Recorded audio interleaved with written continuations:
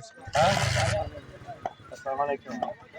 मैं इंचार्ज दाखिला government high school Kot Shobhu Sultan मौके में गनीमत जान देना साढ़े को आया हाई स्कूल कोट शोभू सुल्तान साਡਾ ਸਕੂਲ है जिंदी ग्राउंड तुम खेल रहे ਸਕੂਲ ਦਾ ਰਕਬਾ 4 ਏਕੜ ਦੇ ਮਈ ਤੇ 2 ਏਕੜ ਤੁਹਾਨੂੰ ਖੇਲਣ ਵਾਲਿਆਂ ਨੂੰ ਮਿਲਿਆ ਆਇਆ ਤੇ 2 ਏਕੜ ਪੜ੍ਹਨ ਪੜਾਉਣ ਵਾਸਤੇ। ਖੁਸ਼ਕਿਸਮਤੀ ਇਹ ਕਿ ਤੁਸੀਂ ਸਾਰੇ ਹੀ ਤਕਰੀਬਨ ਇੱਥੋਂ ਪੜ੍ਹੇ ਜੀ।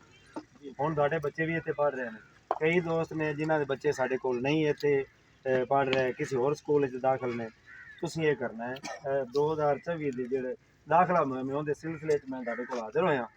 ਤੁਸੀਂ ਇਹ ਕਰਨਾ ਹੈ ਕਿ ਤੁਹਾਡੇ ਆਪਣੇ ਬੱਚੇ ਅਜ਼ੀਜ਼ਾਂ ਦੇ ਬੱਚੇ ਜਿਨ੍ਹਾਂ ਦੀ ਉਮਰ 4 ਸਾਲ ਤੋਂ ਜ਼ਿਆਦਾ ਹੈ, 3 ਸਾਲ ਤੋਂ ਜ਼ਿਆਦਾ ਉਮਰ ਦਾ ਬੱਚਾ ਵੀ ਤੁਸੀਂ ਮੇਰੇ ਸਕੂਲ 'ਚ ਲਿਆ ਸਕਦੇ ਜੇ। ਸਾਡੇ ਕੋਲ ਇੱਕ ਕਲਾਸ ਹੈ ECE अर्ली ਚਾਈਲਡਹੁੱਡ एजुकेशन ਦੇ ਨਾਂ ਤੇ ਇੱਕ ਕਲਾਸ ਹੈ ਜਿਹਨੂੰ ਤੁਸੀਂ ਪ੍ਰਾਈਵੇਟ ਸਕੂਲ ਜਾਂਦੇ ਜੇ ਤੇ ਪਲੇ ਗਰੁੱਪ ਦਾ ਇੱਕ ਛੋਟੇ ਬੱਚੇ ਜਾਂਦੇ ਨੇ ਤੇ ਉੱਥੇ ਇੱਕ ਕਮਰਾ ਦੇ ਦਿੰਦੇ ਨੇ, ਖੇਲੀ ਖਿਲਾਈ ਰੱਖੋ। ਸਾਡੇ ਕੋਲ ਵੀ ਉਹ ਸਹੂਲਤ ਅਵੇਲੇਬਲ ਹੈ। 3 ਸਾਲ ਦਾ ਬੱਚਾ ਆਵੇ ਸਾਡੇ ਕੋਲ, ਅਸੀਂ ਉਹਨੂੰ ਬੁਨਿਆਦੀ ਚੀਜ਼ਾਂ ਉਹ ਅਸੀਂ ਸਿਖਾਉਣੇ ਬਗੈਰ ਕਿਸੇ ਵੀ ਉਹਨਾਂ ਦੇ ਕਿਤਾਬਾਂ ਲਿਆਉਣ ਤੋਂ, ਬਗੈਰ ਬੈਗ ਤੋਂ ਲਿਆਉਣ ਤੋਂ ਆਉਣਗੇ ਸਾਰੀਆਂ ਸਹੂਲਤਾਂ ਮਿਲਦੀਆਂ। ਜੋ ਹੀ ਬੱਚਾ 4 ਸਾਲ ਦਾ ਹੋਏਗਾ ਉਸ ਵੇਲੇ ਉਹ ਅੱਗੇ ਨਰਸਰੀ 'ਚ ਐਡਮਿਟ ਹੋ ਜਾਏਗਾ। ਸਾਡਾ ਸਕੂਲ ਹੈ, ਤੁਸੀਂ ਇੱਥੇ ਪੜ੍ਹੇ ਜੇ ਤੇ ਆਪਣੇ ਬੱਚਿਆਂ ਨੂੰ ਤੁਸੀਂ ਗੌਰਮੈਂਟ ਸਕੂਲ ਦੇ ਵਿੱਚ ਦਾਖਲ ਕਰਵਾਓ। ਮੈਂ ਕਹਾਂਗਾ ਕਿ ਕਿਉਂ ਦਾਖਲ ਕਰਵਾਓ। ਸਵਾਲ ਪੈਦਾ ਹੁੰਦਾ ਹੈ ਨਾ ਜੀ ਕਿ ਪ੍ਰਾਈਵੇਟ ਸਕੂਲਾਂ 'ਚ ਬੜਾ ਰਿਜ਼ਲਟ ਆ ਰਿਹਾ ਜੀ ਤੇ ਅਸੀਂ ਤੁਹਾਡੇ ਵੱਲ ਨਹੀਂ ਭੇਜਦੇ।